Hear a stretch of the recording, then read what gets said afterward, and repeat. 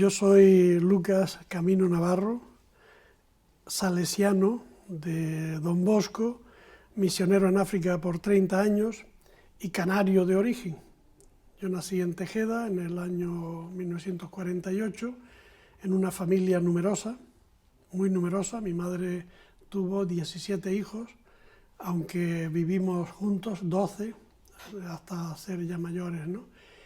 Una familia humilde, pobre, trabajadora. Mis padres se volcaron mucho en que saliéramos para adelante y así pues todos fuimos más o menos estudiando y desde el principio estuvimos en contacto con los salesianos.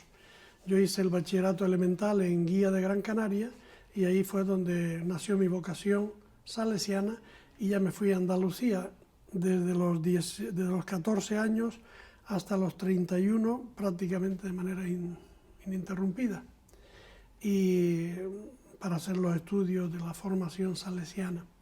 Ya desde pequeño sentía la vocación misionera, pedí varias veces, me fueron dando largas hasta que ya recién ordenado sacerdote en el año 80 por ahí, 80-81, dije me voy. Los superiores me indicaron que en vez de irme a las Américas, que era donde yo soñaba, pues había un destino en África que me estaba esperando y en el 7 de abril del 1982 nos fuimos un equipo de 3 compañeros a África, al Togo.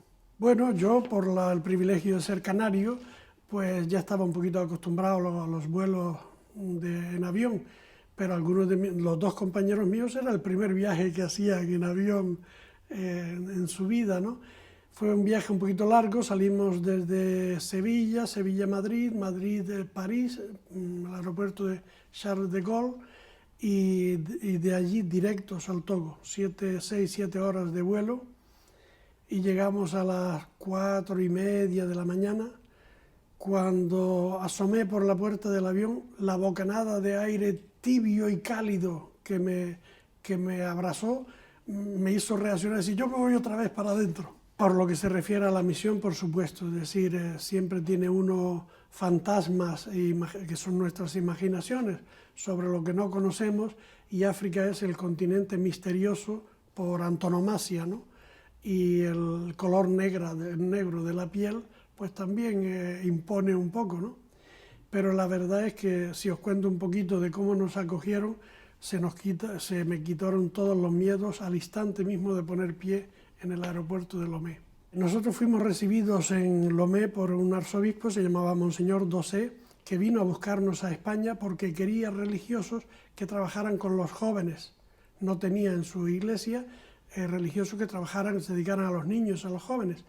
Y vino, y cuando estuvo por aquí, por España, presenció las celebraciones de nuestro centenario de Don Bosco en España, de los salesianos en España, y quedó admirado de la potencia de la congregación salesiana.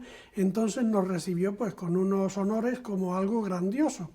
Cuando llegamos al aeropuerto, te dije, eran las 4:30 de la mañana, pues había más de 300 personas esperándonos expresamente. No sé si es bueno decirlo, pero lo diré. También, claro, acogían a su arzobispo, ¿no? Que eso también contaba, pero el arzobispo es el que les había invitado para acogernos a nosotros, los salesianos, que llegábamos como un regalo para la iglesia. Y los cantos que cantaba la gente, cantando, pero los 300 personas, las mamás sobre todo eran sobre todo mujeres, ¿no? Pues nos dejaron sobrecogidos y luego veíamos detrás, en segunda, tercera o cuarta fila, un hombre blanco, que era chiquitito, que saltaba y decía, es por vosotros, es por vosotros. Y entonces, pues dijimos, hombre, aquí ya se entiende algo, hay alguien que nos va a entender. Y fue muy bonito. De allí nos llevaron en procesión a la catedral e hizo una misa de acogida de los salesianos y tal. O sea, una acogida impresionante, como si fuéramos, bueno, iban también las salesianas, una compañera que era enfermera, el obispo la hizo doctora y un poco menos que cirujana delante, y a mí me hizo ingeniero de no sé cuántas cosas, ¿no?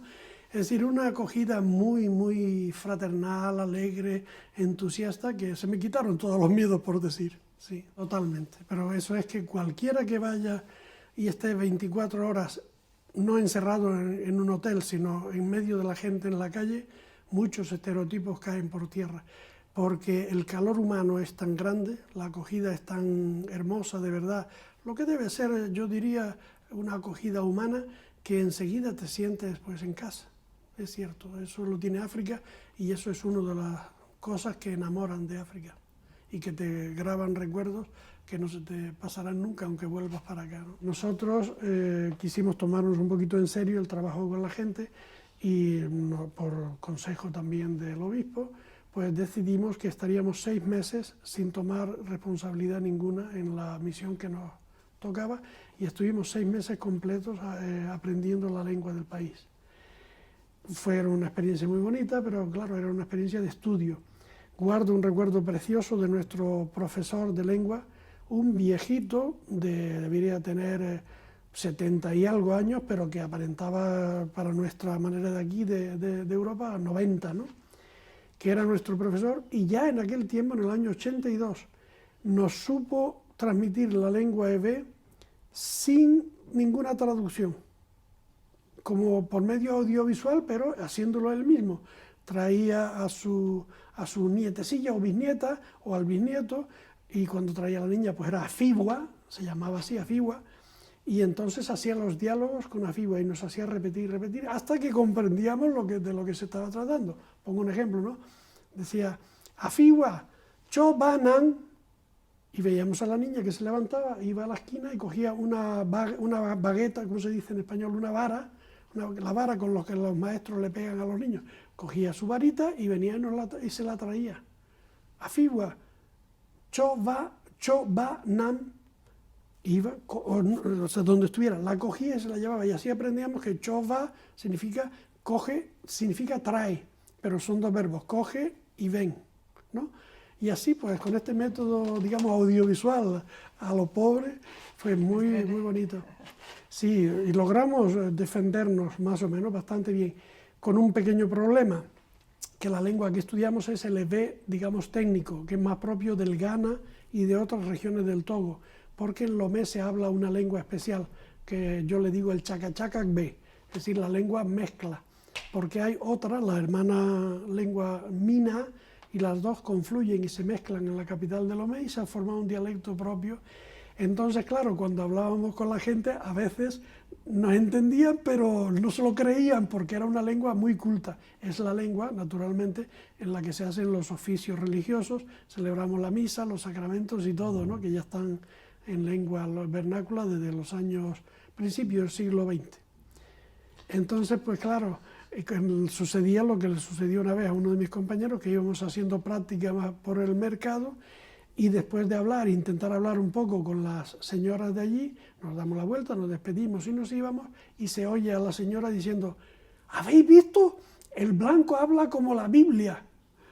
Claro, en español fíjate lo que significa, como él quedó orgullosísimo diciendo, digo, no, Juan Manuel, si no es que lo hables muy bien, es que hablas como la Biblia, porque nosotros hablamos la Biblia, el lenguaje de la Biblia, el lenguaje también de las celebraciones litúrgicas, en cambio ellos hablan el lenguaje que hablan, ¿no? Simpático, sí. Eso fue un día, digamos, de los 6 primeros meses, y luego todo fue pues trabajar, mezclar las construcciones de la casa, de una capilla, la primera capillita y todo eso, porque recibimos como infraestructura un rectángulo de arena de 110 metros por 55. Eso, gracias a Dios, estaba vallado, lo cual ya lo protegía, ¿no? Entonces ahí ya era el frenesí, porque empezamos a trabajar con los niños desde el primer día, en movimiento oratoriano salesiano, que significa actividades de tiempo libre, para que nos entendamos. De ahí empezó la alfabetización, inmediatamente con las niñas tuvimos que hacer algo, pusimos un taller de costura, todo estoy hablando en el primer año, en el año 82-83, ¿no? Al mismo tiempo que íbamos viendo afianzarse en la casa y renovar un poquito la capilla que nos serviría de parroquia, pero muy interesante, muy bonito. Nosotros, los salesianos, fuimos con una misión que era de implantar la congregación salesiana en 7 países del África del Oeste. Las 7 inspectorías o distritos españoles escogimos conscientemente los países francófonos del África del Oeste, con vistas a fundar la congregación y con vistas al futuro, una posible organización. Y en efecto, los salesianos de Bilbao fueron al Benín, nosotros nos tocó ir a Togo, los de Barcelona fueron a Costa de Marfil, salesianos de León a Senegal, y así sucesivamente. Y entonces acogimos estos 7 países que hoy, al cabo de 30 años, pues se han constituido ya como un distrito salesiano independiente con autoridad propia y organización propia, ¿no? Y fundamos una obra para acoger a los niños del mercado, lo que se decía tradicionalmente en la época, los niños de la calle, o que se dicen hoy niños a riesgo, ¿no? Entonces, ese hogar, los salesianos se han hecho en Togo conocer de todo el mundo, más por esta misión de cara, por esta acogida de los niños, que incluso por las grandes obras, que son grandes, que tenemos en Lomé, porque Lomé ha evolucionado también de una manera extraordinaria, ¿no? Yo personalmente he estado fundamentalmente en las grandes ciudades. Estuve 15 años seguidos, desde el 82 al 97 en Lomé. Tuve ocasión de participar en la fundación de la parroquia, una gran parroquia con 6 barrios y 6 comunidades cristianas autónomas, pero formando una sola parroquia, ¿no? Luego soy también fundador, bueno, me tocó llevarlo con particularmente iniciativa del primer centro de formación profesional que hicimos en Togo, que se hizo allí en Lomé. Bueno, ya en Cara se estaba también trabajando con los chicos, ¿no? Luego, de la misma manera, participé en el equipo que fundó la Casa de Noviciado y Posnoviciado, es decir, noviciado y estudiantado de filosofía para nuestros seminaristas salesianos, porque desde el principio empezaron a brotar vocaciones y los superiores decidieron que lo hiciéramos allí en Lomé. Yo fui el primer responsable del estudiantado de filosofía durante 3 años y de allí volví otra vez a la parroquia, durante 6 años fui responsable y párroco y superior de la comunidad y de la obra, digamos, salesiana allí en Lomé, ¿no?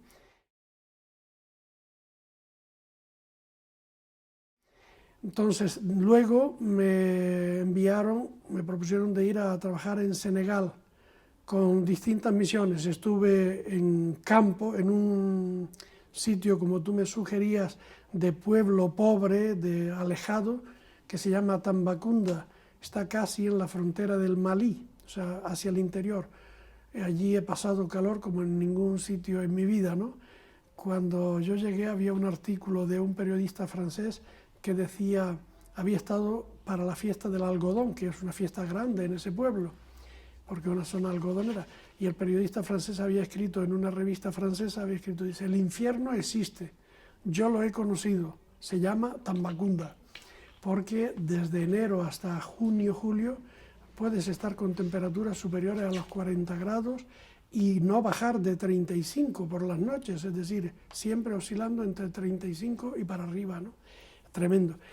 Ahí tuve 3 años en un colegio de formación profesional, como encargado del colegio de la formación profesional, donde tuvimos las primeras chicas electricistas que fueron sensación cuando la gente las veía por la primera vez en sus vidas subir a un poste de la luz para tender los cables entre un poste y el otro, ¿no?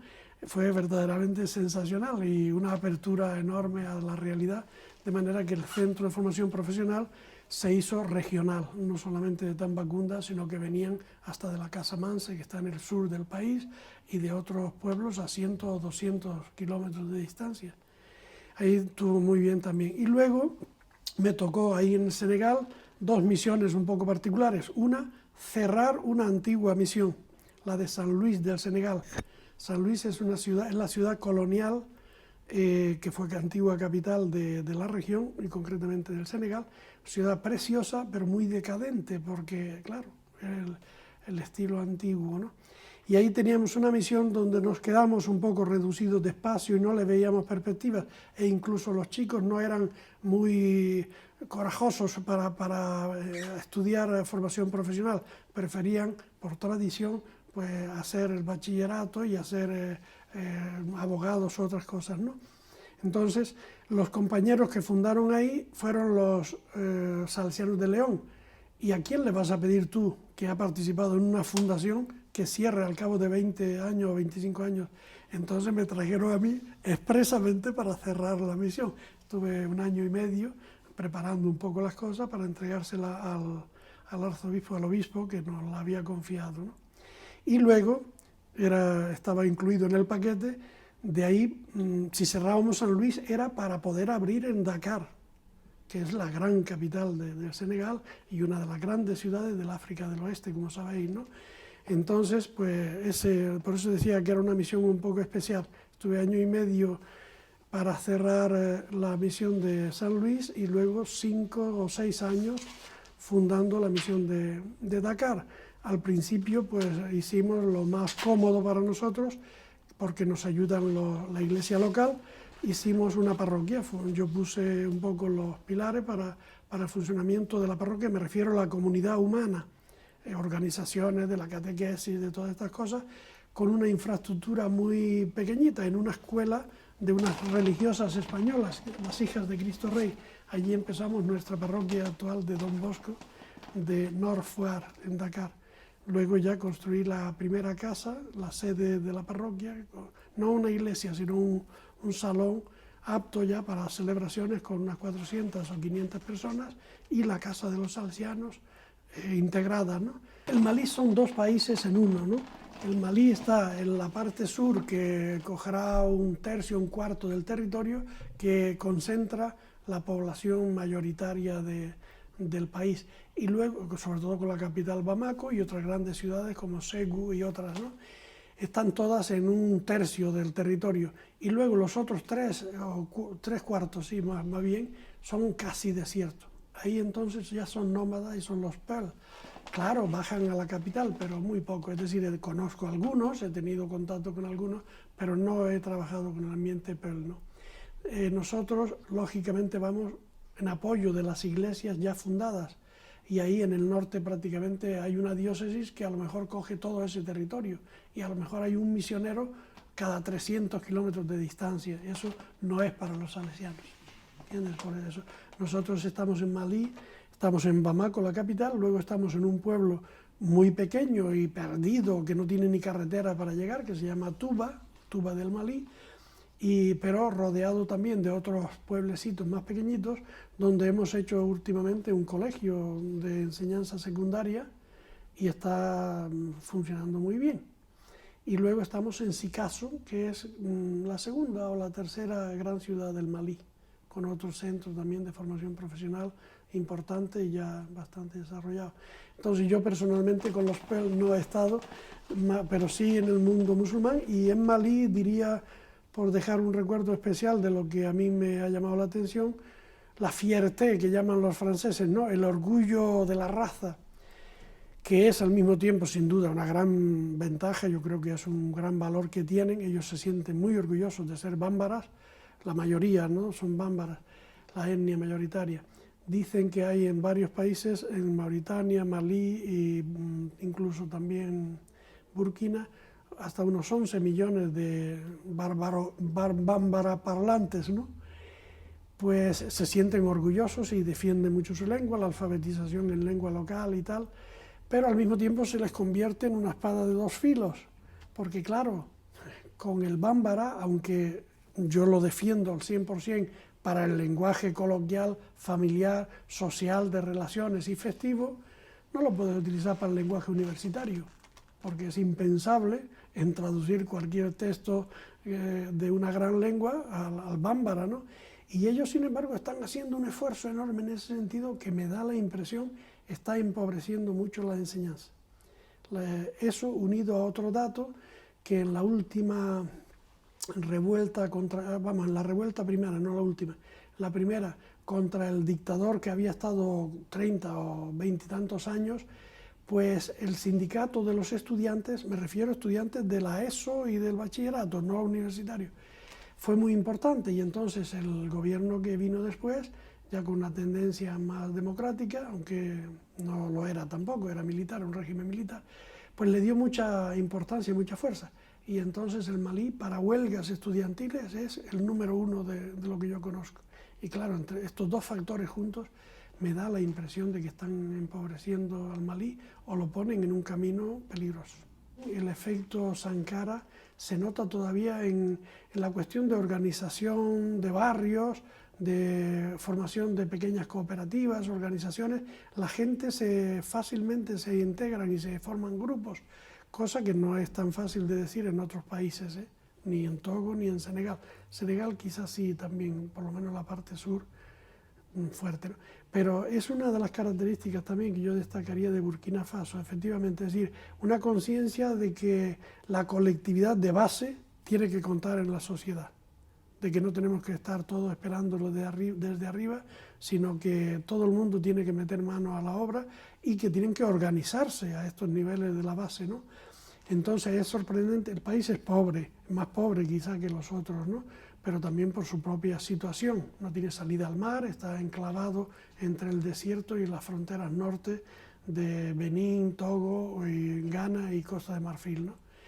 Entonces, pues, que quería decir, para subrayar esto de las organizaciones de base, ¿no? Un gobierno lanzó una iniciativa, es decir, el agua es fundamental para nosotros, tenemos que aprender a conservar el agua de la lluvia, no podemos permitir el lujo de perdernos. Y es impresionante atravesar el país por la carretera y ver a cada 10 kilómetros, a derecha o a izquierda, pues no sé cómo llamarlo, un estanque grande, plano, una especie de pequeña laguna que es artificial, que le han puesto su impermeabilización con tecnologías relativamente pobres, no muy costosas, pero que consiguen guardar el agua para poder abrevar el ganado, que es numeroso, ¿no? Durante prácticamente todo el año, es importante, ¿sí? Luego hay cooperativas de tomates, cooperativas de productos hortícolas, derivados también de esta presencia de estas charcas o lagunas que casi todos los pueblos la tienen, y se ha hecho con la organización de la base del pueblo. Bueno, contaré una anécdota para quedar bien, ¿no? Fue en esa época, evidentemente, es decir, el transporte, por ejemplo, el viajar por el país era verdaderamente peligroso. Y fueron de aquí de España nuestros superiores, que dependíamos de la provincia de Córdoba en aquella época, fueron a hacernos una visita y a pesar de todo nos arriesgamos, me arriesgué, a llevarlos al interior del país para ver la obra de Cara que estaba empezando, estaba ya puesta en marcha. Pues al bajar me dice un camionero en una ciudad intermedia, en Atakpamé, me dice: Noché, ustedes no lo atraviesan hoy. Digo, sí, hombre, sí, nosotros los curas nos dejan pasar, no te preocupes, la gente es gente buena. Que Noché no lo atraviesan ustedes. Y sin embargo teníamos que atravesar Noché, otro pueblo grande, antes de llegar a Lomé. Pues nos echamos a la carretera y efectivamente la cosa estaba difícil. Un primer barrage, una primera, ¿cómo se diría? Una primera barrera. Los chicos exaltados eran los revolucionarios, entre comillas, exaltados con machetes, con antorchas encendidas y gritando, ¿no? Entonces ahí con la media lengua que yo hablaba entonces, logré hacerme creer y efectivamente me dejaron pasar. Pero había un segundo control y un tercero, y el tercero fue el peor. El tercero me pusieron el machete aquí, en el cuello. Y cuando yo empecé a hablar, oí detrás uno de ellos que dijo: el blanco está mintiendo. Y yo creo que es el que está arriba, ¿no? La providencia. Me salió una frase redonda de golpe, que la doy traducida, no la voy a repetir evidentemente. Me salió la frase siguiente: ¿que el blanco está mintiendo? ¿Cuándo has visto tú un blanco que se interese realmente por estar hablándote en tu lengua nativa? Digo, comprendéis el contexto, ¿no? Es decir, los, entre comillas, que iban por allí blancos, pues son negociantes, que van a sus negocios, evidentemente, ¿no? Y entonces, pues la lengua africana le interesaba bien poco. Y entonces me salió esa frase: ¿cuándo has visto tú un blanco que se interese en hablarte en tu propia lengua? Te estaría hablando en francés, ¿no? Porque además nos tomaban por franceses y en esa revolución a los franceses les metían miedo por lo menos. Entonces, pues es una frase mágica, ¿no? Dice el capitancillo de los que estaban allí, dice: es verdad, dice, puede pasar. Y querían que yo pasara con el coche al lado del alquitrán, saliéndome de la carretera. Y digo: ¿cómo que puedo pasar? ¿Cómo que pase, que pase? Quítame eso delante. Y le hice quitar el tronco que tenían puesto delante. Vamos, me lo quitaron y todo.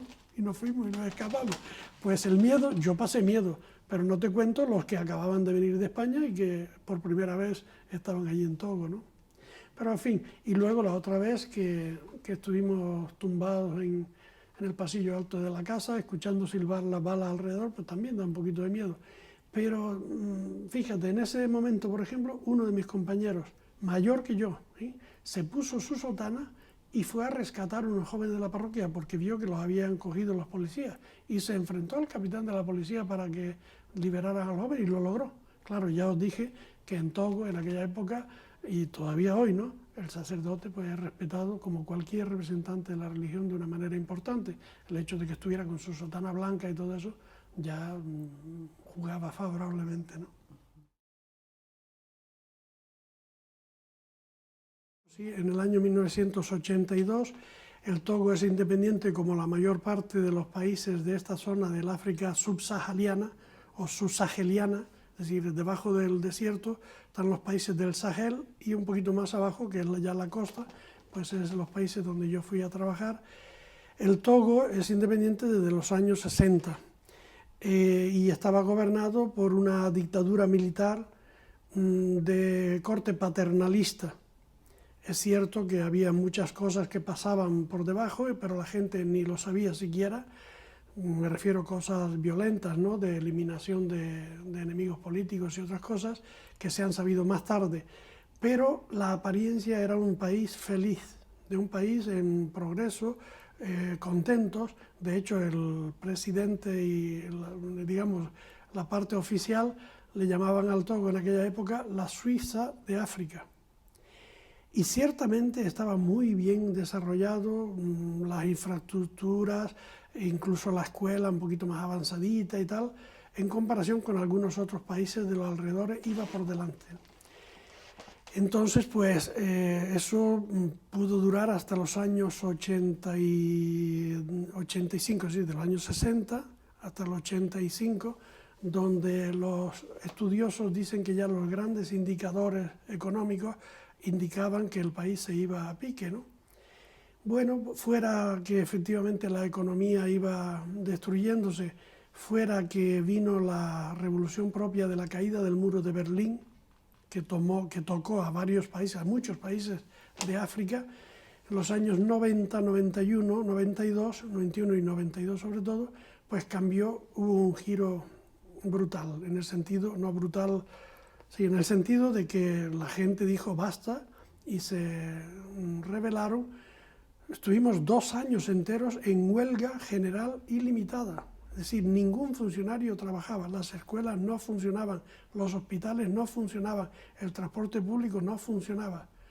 La gente sobrevivía con el estilo propio de los africanos, en el mercado informal, en la vida de cada día, ganándose justo lo que necesitas para comer, pero el país sobrevivió, pero claro, también con ciertas violencias de parte y de otra, ¿no? Los jóvenes se manifestaban, quemaban cosas, los militares venían, represaliaban y, bueno, hemos estado en la parroquia nuestra de María Auxiliadora de Lomé, hemos estado por lo menos 2 días o 3 días tirados en el suelo porque silbaban las balas alrededor de aquello, ¿no? Luego, digamos, se recuperó relativamente rápido la situación, pero se recuperó no para mejor, porque la Conferencia Nacional Soberana que se autoproclamó y que el presidente más o menos aceptó que funcionara, pues legisló ciertas cosas para cambiar la Constitución y la democracia. El presidente dio su visto bueno diciendo sí, sí, sí, pero luego fue recuperando otra vez todo en su mano, y desde estos años para acá que pienso que el país ha decaído. De hecho, las infraestructuras no se han mejorado. Da la impresión de que en los últimos años, es decir, en los últimos 4 o 5 años, hay como un nuevo renacer, una nueva esperanza, ¿no?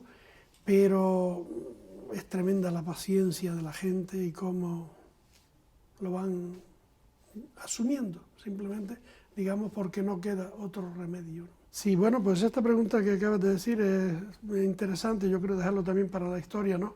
Hicieron un África de Escuadra y Cartabón y un ejemplo clarísimo lo tenemos en esta zona. Nosotros pasamos los 6 primeros meses aprendiendo la lengua del país, es el Ewe. El Ewe es la lengua culta, digamos, del sur del Togo, pero es también del sur del Benín, de una parte hasta Cotonú, hasta la capital, y también de una parte hasta la capital del Ghana, Accra, ¿no? Bueno, pues precisamente porque la etnia Ewe y Mina son dos etnias hermanas y dos lenguas parecidas, cercanas, ¿no? Como portugal y gallego, por decir alguna cosa, ¿no? Pues entonces, efectivamente, esta etnia se extiende a lo largo de la costa y luego unos 150 o 100 kilómetros en línea, así en línea recta, hacia el interior del país, en los 3 países. Y naturalmente las líneas cortaron de arriba abajo y hay Ewes benineses, Ewes togoleses y Ewes ghaneanos. Y lo mismo sucede un poco más arriba, después hay otra etnia, más arriba otra, y todas cortaditas así de arriba abajo, separadas en 3 países, con la simpatía, en cierto modo nos llama la atención, o un acontecimiento simpático, que hay, por ejemplo, en el pueblo de Afañán, que pertenece al Togo, pues la mitad de las familias tienen sus tierras de trabajo en el Benín. Como la frontera es el río Mono, pues cogen su barca por la mañanita y se van a trabajar sus tierras en el Benín y se vuelven por la tarde tranquilamente a sus casas. Y lo mismo pasa con muchos benineses que tienen sus campos en Togo.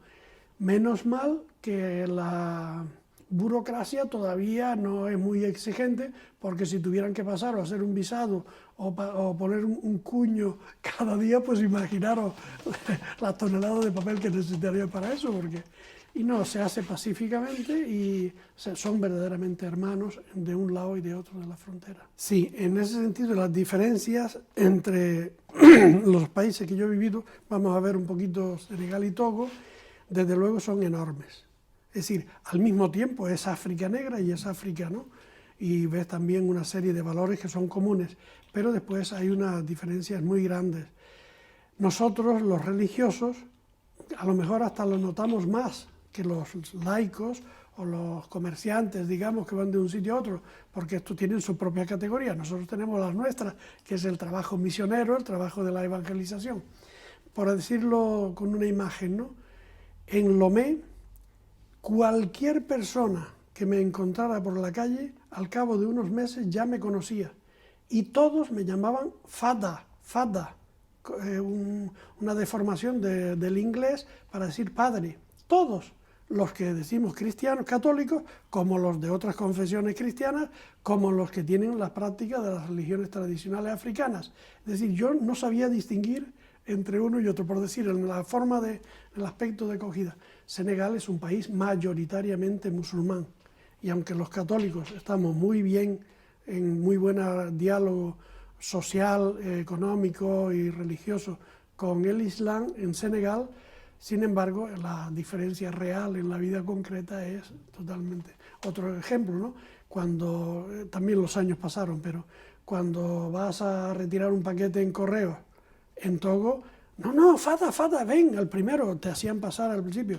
En Senegal no se te ocurra porque defienden muy bien su derecho de guardar la cola, como es lógico, ¿no? Y me parece normal. Yo en Togo nunca me aproveché tampoco de la coyuntura, pero ves, hay una serie desde el punto de vista de la misión, ¿no? Desde el punto de vista del desarrollo, ya digo, cuando yo salté de la capital, Lomé, a un pueblo del interior muchísimo más pobre, aunque efectivamente el Senegal se podría decir que tenía un cierto desarrollo un poco superior. Viendo, sin embargo, estadísticas últimamente, me sorprende que desde el punto de vista, por ejemplo, de la escuela, la alfabetización, cierto que cada uno responde lo que quiere cuando los grandes organismos le mandan la encuesta, pero me sorprende que el Senegal aparecía con casi tanto analfabetismo como Togo, cuando en realidad, aparentemente por lo menos, es un nivel un poquito más alto, ¿no? Sí, en fin, hay mil diferencias, ¿no? Pero también al mismo tiempo yo me he sentido en Senegal muy cómodo, muy acogido. Cierto que no tenía tampoco que pensar en privilegios, porque ya digo, soy de la etnia religiosa minoritaria, y eso pues se paga, ¿no? Pero muy bien, bien, bien. Por hablar un poco de mi familia salesiana, al principio hemos valorizado el apoyo a las parroquias porque era un primer paso necesario. En segundo lugar, la formación profesional como una necesidad generalizada en todos. Y además hemos coincidido todos, en todos los países hemos seguido el mismo itinerario. O sea, en segundo lugar, la formación profesional. En tercer lugar, la cuestión de los niños a riesgo, es decir, los niños de la calle. Yo creo que es una necesidad actual que no lo era, como os contaba antes, en los años 80. En los años 80 no encontrabas tú, sí encontrabas alguno en el mercado, pero a lo mejor hasta sus padres sabían que pasaba la noche en el mercado. Como dormir y comer en un mercado africano no es ningún problema, dormir porque el clima te lo permite y no coges ninguna enfermedad, y comer porque siempre atrapas algo o coges algo en cualquier puesto o te lo dan, ¿no? Entonces, pues eso no era un fenómeno, digamos, extendido. En cambio ahora se está produciendo con muchas las migraciones internas y todo eso. Pues entonces nosotros hemos visto una necesidad grande de atacar un poco este problema, y las nuevas fundaciones prácticamente son todas hogares para acoger a los niños a riesgo, ¿no? Creo que esa es la necesidad que surge más. Estoy hablando siempre a niveles de la educación, ¿no? Si pasamos a grandes estructuras, pues ya a lo mejor el tema se me escapa, pero podríamos apuntar alguna cosita también, ¿no?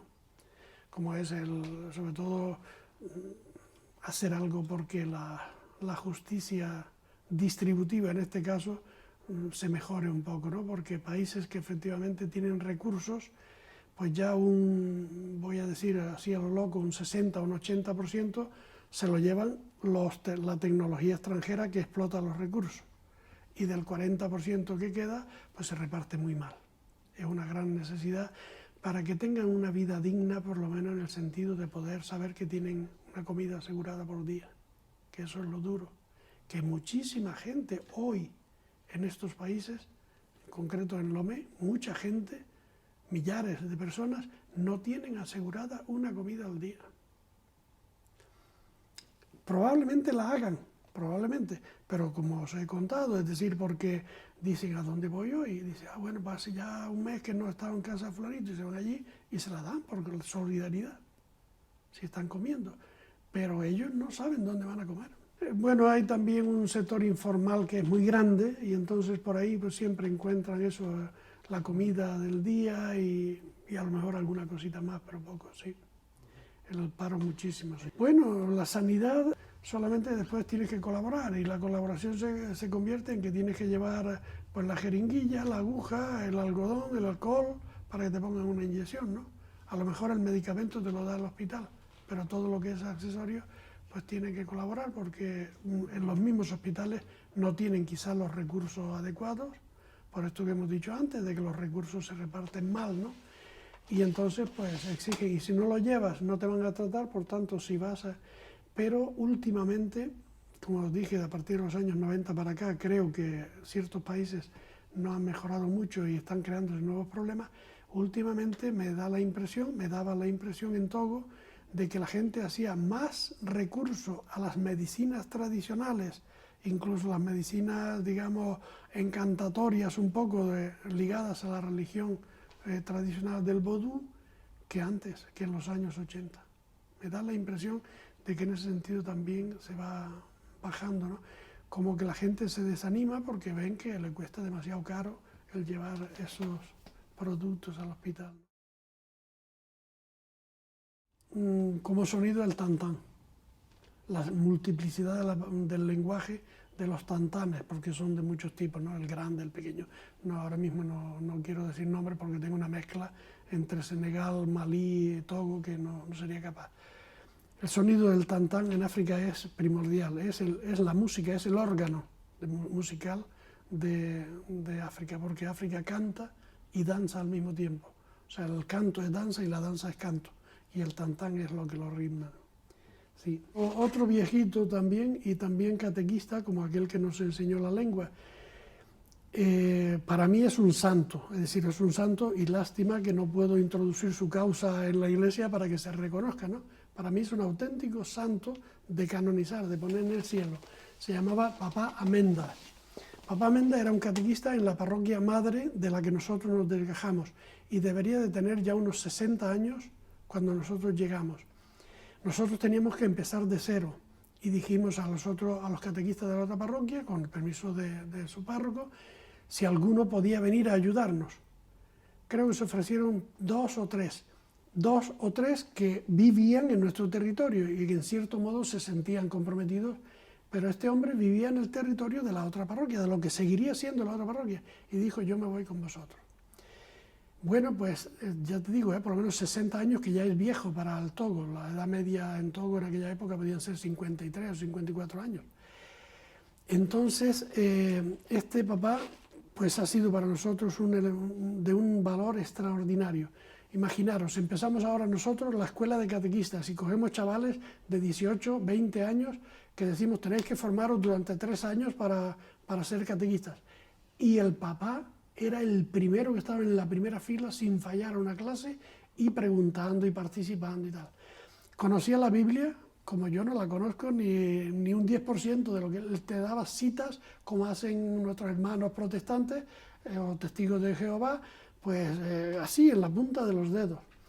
Tenía una sabiduría de trato con la gente extraordinaria, de manera que nosotros lo hicimos párroco del patio. Es decir, nosotros teníamos nuestros despachitos ya cuando nos instalamos un poquito, porque estuvo con nosotros por lo menos 15 años, todavía, o sea que murió viejito. Nosotros en el despacho parroquial y él en el patio. Cuando venía una mujerica que no hablaba nada más que la lengua, él la acogía y nosotros le decíamos, bueno, tú la acoges y si después, si le puedes dar la solución, se la das, la solución, ¿no? Es decir, a su problema. Si no, tú vienes y ya nos explicas de qué se trata y tú nos ayudas y tal como intérprete.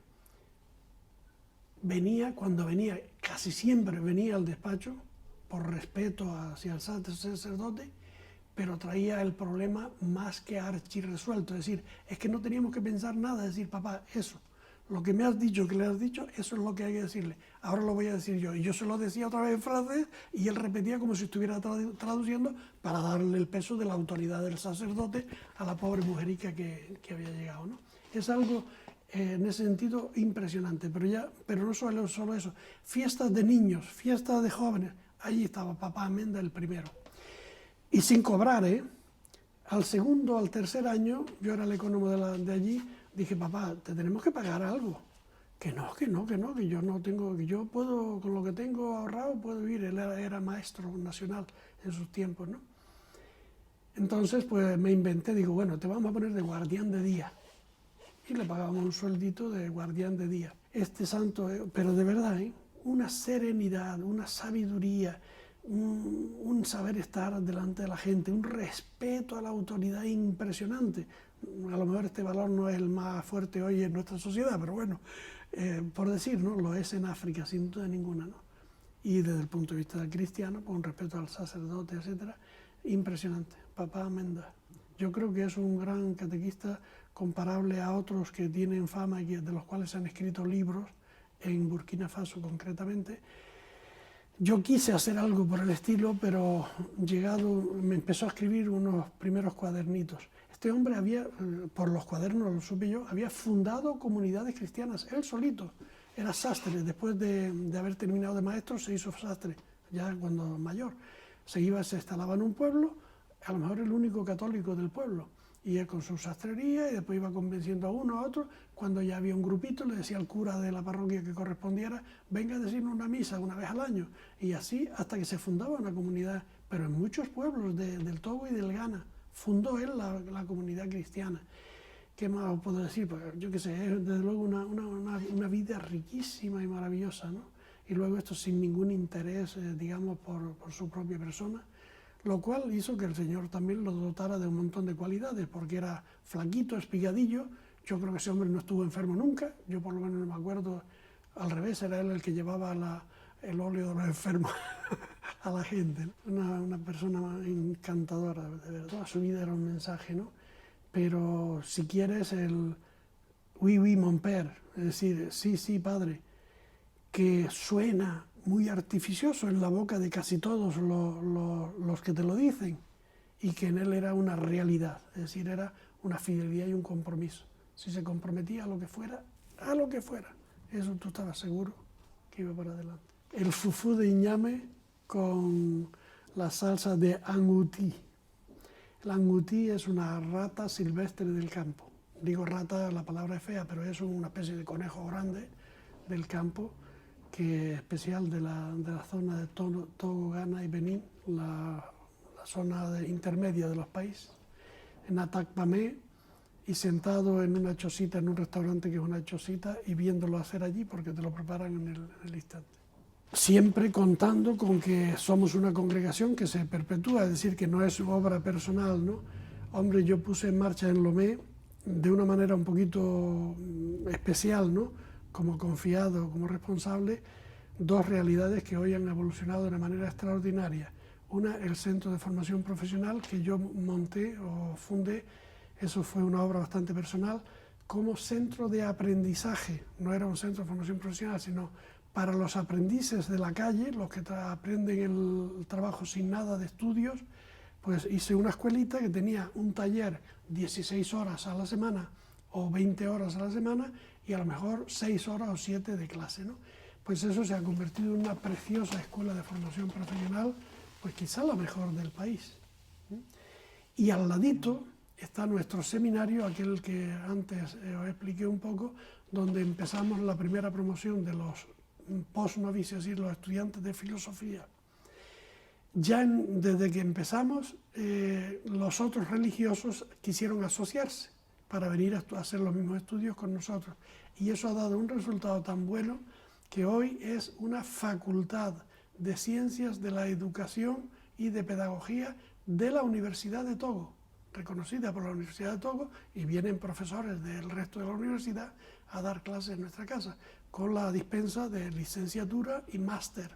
El continente de la alegría, de la fraternidad, de la esperanza. Creo que esas tres primeras palabras quizás puedan definirlo, en el sentido de que yo creo en las potencialidades que tiene la juventud africana.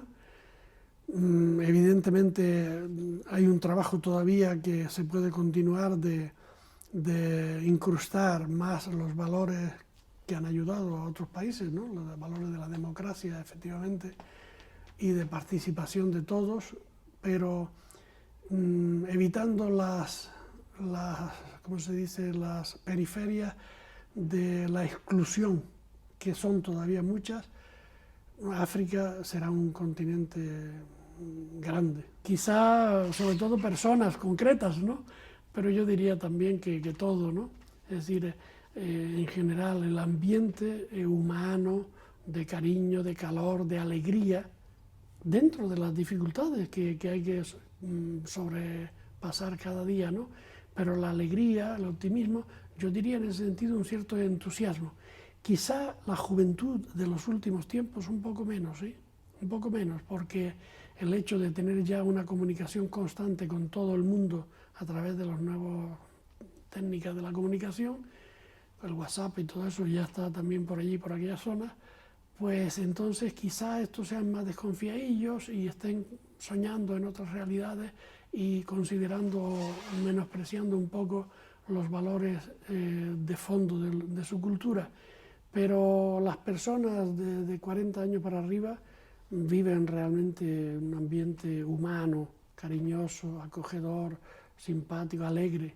Bueno, yo creo que el primero de todos es el sentido de la fraternidad, es decir, de que vivimos al lado de otros, o si quieres, de la solidaridad o de la comunidad, para ser más concreto, el sentido de la comunidad.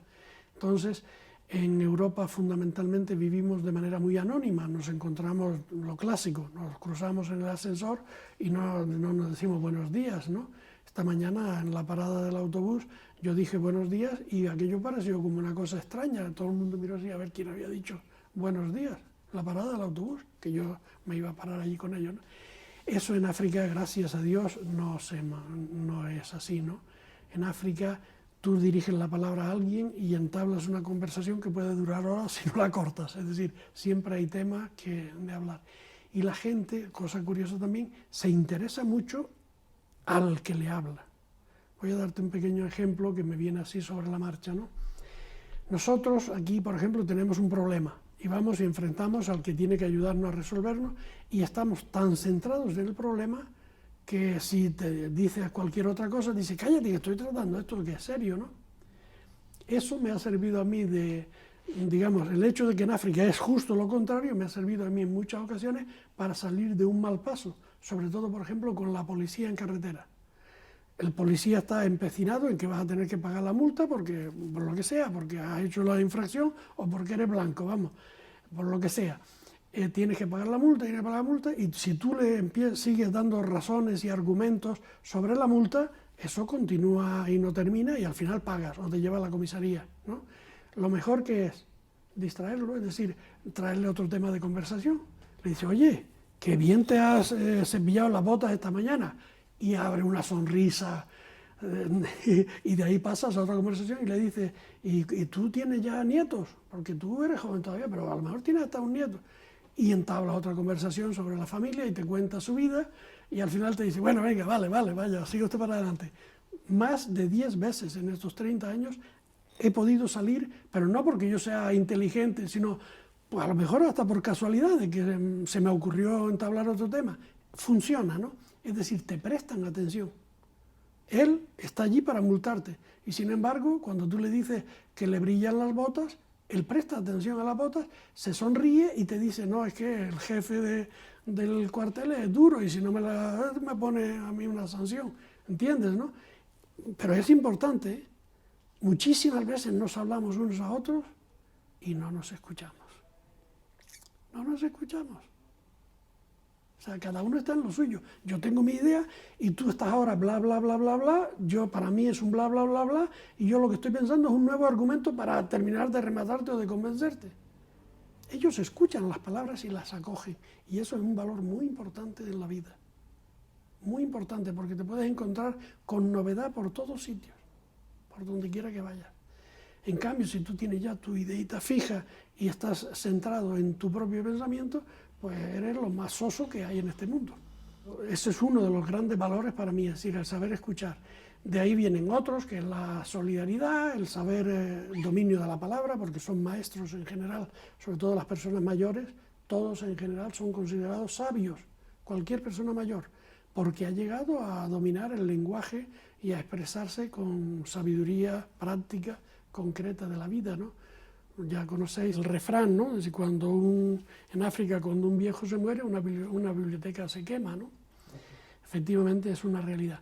Y de ahí la gran solidaridad familiar, por ejemplo, pues es decir, tú encuentras niños de la calle, niños del mercado, sí, pero es muy relativo, es decir, es que ese niño, si quiere el niño, se acerca a la casa del hermano, del primo, del cuñado, del tío que estaba en el pueblo, y lo consideran de la familia y lo acogen y puede pasar allí unos cuantos días hasta que se convenzan de que hay que darle otro destino al chico, pero sin esta solidaridad clánica es muy interesante también, ¿no?